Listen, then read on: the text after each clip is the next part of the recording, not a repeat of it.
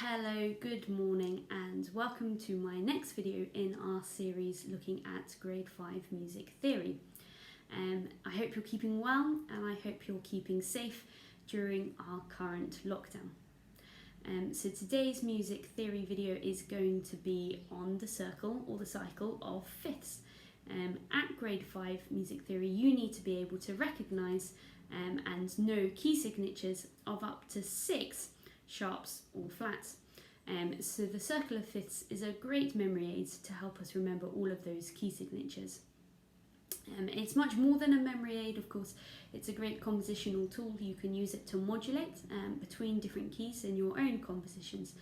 And if you're taking GCSE or A-level music, then you need to be able to recognise modulations in other composers' works. So it's great for you to be able to spot when a composer has modulated through the circle of fifths as well. So it's very important. So let's begin. So drawing our own circle of fifths, we need to start with a circle, which I've already drawn out on the trusty whiteboard, of course.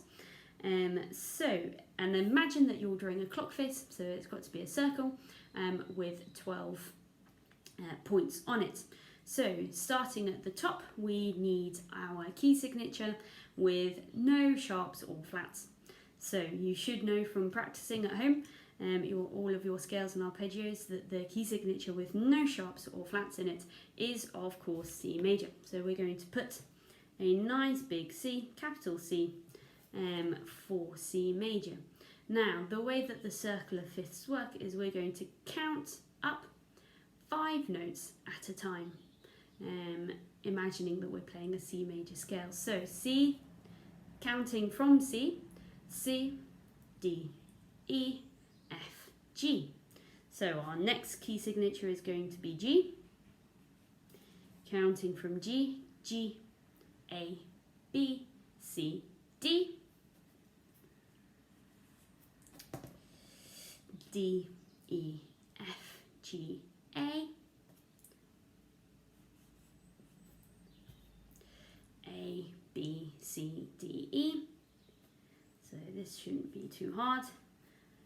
E, F, G, A, B.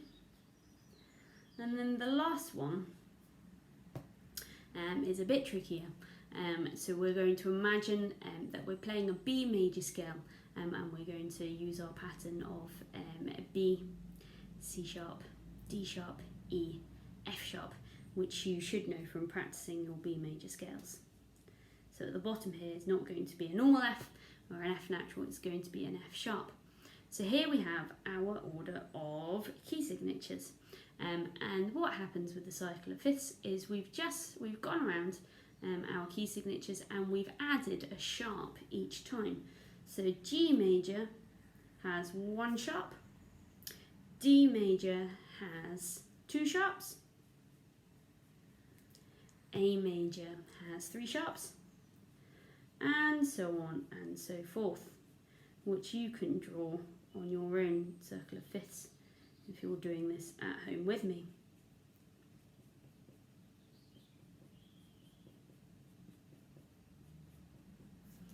And then round to F sharp major, which has 6 sharps. So this is all very well and good. But how do we remember exactly what those sharps are? Well, we take the key signature itself and we go back down a semitone and that tells us what sharp we are using. So for G, go down a semitone from G, you picture it in your head, is F sharp. So we know that this sharp here must be F sharp. So we can remember using our circle of fifths that our key signature with 1 sharp is G major and the key of G major is 1 sharp and it's an F sharp. Now that F sharp will carry on down our circle of fifths. So this sharp here is an F sharp and then we take our D, we go down 1 semitone to C sharp and that tells us what our next sharp is. So continuing our pattern, here we have F sharp, we have C sharp, and then 1 note, 1 semitone down from A is of course G sharp, so we know that this sharp here must be a G sharp.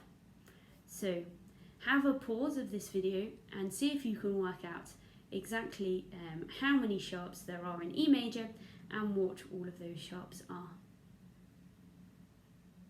So you should have worked out that we have F sharp, C sharp and G sharp, which have carried down through from our previous key signatures, and E sharp, one semitone lower than E sharp, is of course D sharp, so that's our next sharp. So well done, we're halfway through. We've thought about our sharps, and now we're going to go to this side of the circle of fifths, which is our flat key signatures. So this time, instead of counting up 5 notes, we're going to count down 5 notes. So you might find it helpful to draw a piano so that you can help you visualize and count down the tones if you need to. So from C, down 5 notes is C, B, A, G, F. So here we have F major, and it has 1 flat. So now we're carrying down F, E, D, C, B. But this cannot be B major because B major is over here, and we know that B major is at 5 sharps.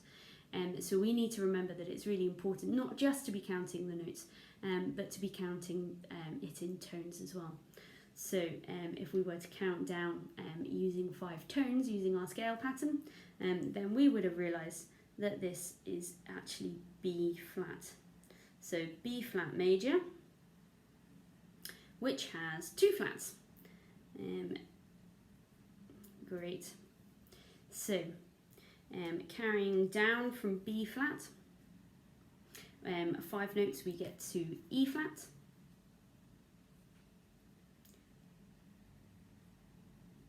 And then counting down 5 tones from E flat, we get to A flat, and then we get to D flat, and then 5 tones down from D flat. Have a little pause of this video, see if you can work it out yourself. We will get to G flat. So now we know all of our key signatures for our flat sides as well. Well done. So we've got 1 flat here, 2 flats. E flat major, of course, will have 3 flats.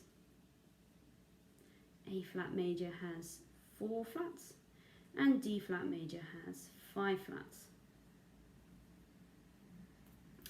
But again, how do we work out what flats those are? Well, for F major, we just have to remember that F major has got 1 flat, and that flat is B flat major.